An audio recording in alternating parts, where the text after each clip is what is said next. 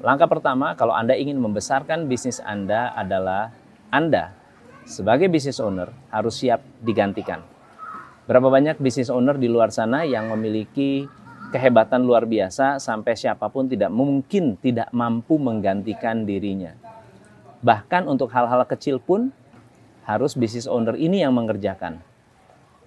Bahkan untuk misalnya nih rekrut orang, business owner lagi. Ya, marketing, business owner, negosiasi, business owner. Ngitung uang kecil, business owner. Ngitung uang kecil lalu nyetor ke bank, business owner. Semua hal-hal kecil ini adalah hal-hal kecil yang sifatnya bisa digantikan.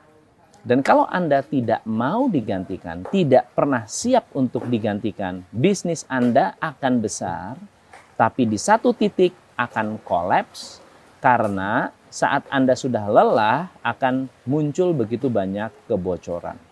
Anda perlu mensistemasi sedemikian rupa agar apa yang Anda lakukan bisa menjadi tersistemasi. Yang kedua, Anda perlu membuat rencana regenerasi. Teman-teman, bukan hanya Anda loh yang nggak harus digantikan. Bukan hanya Anda sebagai business owner, tetapi juga ada banyak karyawan-karyawan hebat yang Anda miliki. Mungkin orang-orang yang senior, mungkin orang-orang yang pernah bekerja dengan Anda dari awal, yang saat ini memiliki kunci, memegang kunci besar yang akhirnya membuat Anda tidak bisa melepaskan mereka karena mereka terlalu kunci. Ada kejadian yang cukup menarik. Pada hari ini saya berada di Padang mengadakan pembinaan. Ada salah satu binaan saya yang tidak bisa hadir karena salah satu karyawannya yang kunci itu resign. Dan mereka adalah orang dapur. Lalu kemudian kalau dibiarkan, maka usahanya dalam waktu yang sangat-sangat singkat harus tutup. Kecuali kalau bisnis ownernya ikut lagi terlibat di dapur. So, buatlah rencana regenerasi dari sekarang. Yang ketiga, Anda harus mensistemasi semua aspek dalam bisnis Anda. Mensistemasi berarti Anda harus memastikan setiap orang punya job description, setiap orang punya performance indicator, setiap orang punya standard operating procedure, dan kalau bisa Anda memiliki sistem kelas dunia. Saya mengajarkan bagaimana cara Anda bisa mensistemasi sebuah bisnis agar Anda bisa lebih mandiri. Anda tidak perlu mengawasi secara terus-menerus karena ada sistem untuk mengawasi karyawan-karyawan Anda. Yang keempat, Anda harus menuliskan semua pekerjaan Anda dan membagi mana pekerjaan yang memberi value besar dan pekerjaan yang value-nya kecil.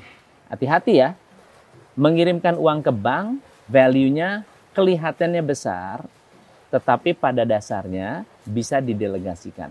Semua yang value-nya kecil, Anda boleh pilih orang untuk mengerjakan mewakili Anda. Boleh Anda awasi, tapi tidak perlu Anda yang mengerjakan.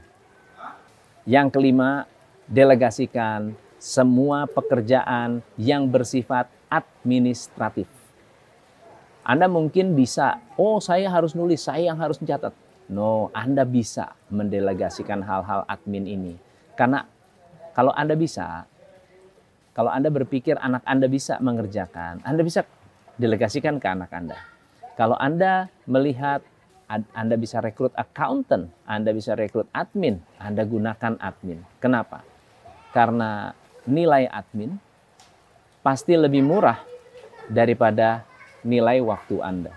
Yang keenam, jangan malas mendokumentasikan semua proses. Jangan malas untuk mendokumentasikan dalam berbagai bentuk dokumen. Anda bisa mendokumentasikan sistem Anda menggunakan kertas. Anda bisa mendokumentasikan menggunakan audio video. Anda bisa menggunakan dokumentasi Anda menggunakan gambar. Dan ini semua adalah sebuah cara yang bisa melepaskan Anda dari rutinitas. Yang ketujuh, bangun culture. Culture apa yang harus Anda bangun? Continuous improvement culture.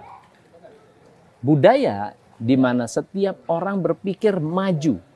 Gimana cara melakukan kemajuan? Gimana caranya melakukan perubahan? Gimana caranya membantu perusahaan? Dan ini adalah sesuatu yang harus dibentuk sejak awal. Tidak bisa dibuat secara instan, tetapi Anda harus paksa orang untuk berubah. Yang kedelapan, pilihlah think tank kepercayaan. Think tank itu adalah orang yang bareng-bareng diajak berpikir. Orang-orang yang bisa jadi teman ngobrol di perusahaan Anda.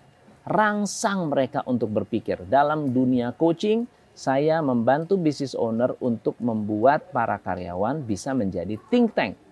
Bisa memberikan pandangan, bisa memberikan pendapat, bisa menyampaikan apa adanya. Bisa memberikan feedback, masukan, agar perusahaan bisa tambah maju. Yang kesembilan, sudah waktunya Anda mendesain blueprint 100 tahun. Ketika Anda sudah punya karyawan yang bisa diajak berpikir, ajak mereka untuk memikirkan 100 tahun masa depan perusahaan.